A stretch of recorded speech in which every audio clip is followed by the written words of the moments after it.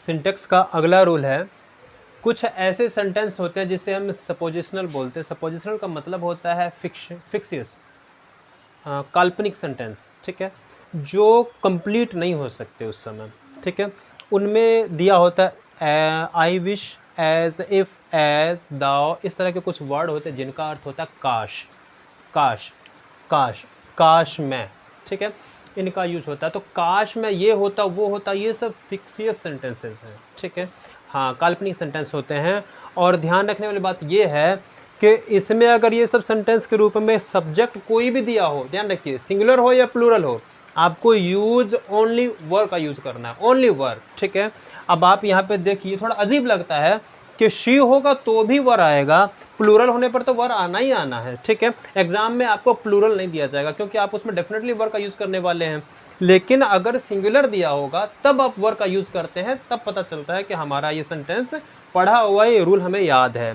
अब आप देखिए यहाँ पे आई विश लगा हुआ, काश शी वॉज माई वाइफ, वो मेरी पत्नी होती।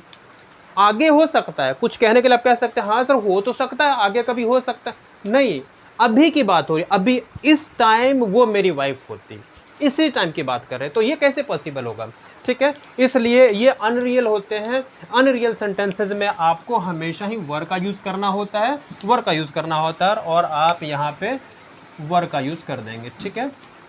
ये भी वही चीज़ है, इसमें भी आप आई को देखिए या ना देखिए, आप मैं तो यही कहना चाहूँगा, आप सेंटेंस के सब्जेक्ट को देखो या ना देखो, आपको पता चलना चाहिए कि अनरियल कंडीशन है, काल्पनिक है, ठीक है, तो आपको इसमें वर का यूज़ करना होगा, इसमें भी वर का यूज़ आएगा, और इसमें पहले से वर लिखा गया, इसमें भी वर का यूज़ होगा, ठीक है, डेफिनेटली वर का यूज़ होगा। देख लीजिए अब हर जगह पर सिंगुलर है, सिंगुलर ये है सब्जेक्ट है, लेकिन उसके बावजूद हमने वर का यूज़ किया है, ठीक है।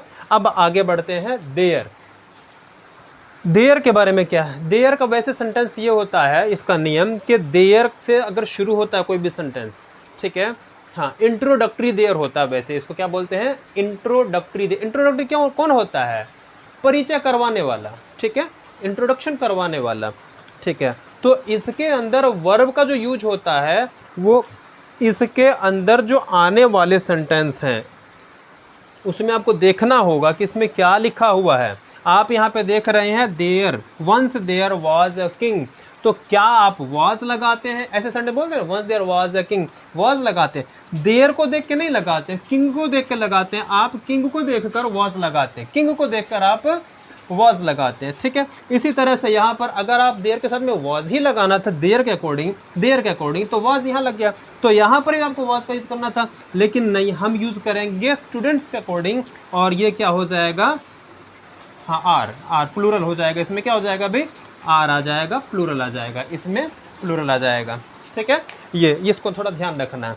आगे वाला क्या, अगर प्लूरल नाउन एक, हाँ, इसका मतलब ये हुआ कि कई बार होता है कुछ काउंटेबल नाउन होते हैं और हम जानते हैं कि काउंटेबल है और प्लूरल भी है, लेकिन अगर उसका एक यूनिट के रूप में यूज़ हो जाए, यूनिट के रूप में यूज़ होने पर क्या होता है, उसके साथ में हम सिंगुलर का यूज़ कर देते हैं। तो सिंगुलर इसमें क्या है, 3 माइल्स, ये एक यूनिट के रूप में है, इसमें भी इसका सिंगुलर का प्रयोग होगा, इसमें भी सिंगुलर का प्रयोग होगा, इसमें इज आएगा और इसमें भी सिंगुलर वर्ब इज आएगा, ठीक है। जैसे आप कह सकते हैं कोई भी, अगर हम आटे का एक पैकेट लेने जाते हैं, उसमें 25 किलो होते हैं, है ना, 25, ठीक है, तो आप उसको देखिए 25 को हम एक यूनिट के रूप में लेते हैं, एक यूनिट होता, और अगर एक यूनिट होगा तो डेफिनेटली उसमें किसका यूज़ होगा, सिंगुलर, उसको हम सिंगुलर मान लेते हैं। इसमें भी 3 माइल्स, आप यहाँ से आप कहीं पर जा रहे हैं, किसी भी एक, इस पॉइंट से अगले पॉइंट को अगर आप 3 माइल्स की ड्यूरेशन में दे देते हैं, ये 3 माइल्स है, इस ड्यूरेशन में इतनी 3 माइल्स को जाया जाता है, तो उस दूरी को एक यूनिट मान लिया जाता है, ठीक है। तो उस यूनिट के लिए हम क्या करते हैं, सिंगुलर वर्ब का यूज़ करते हैं, ठीक है। यही था भाई।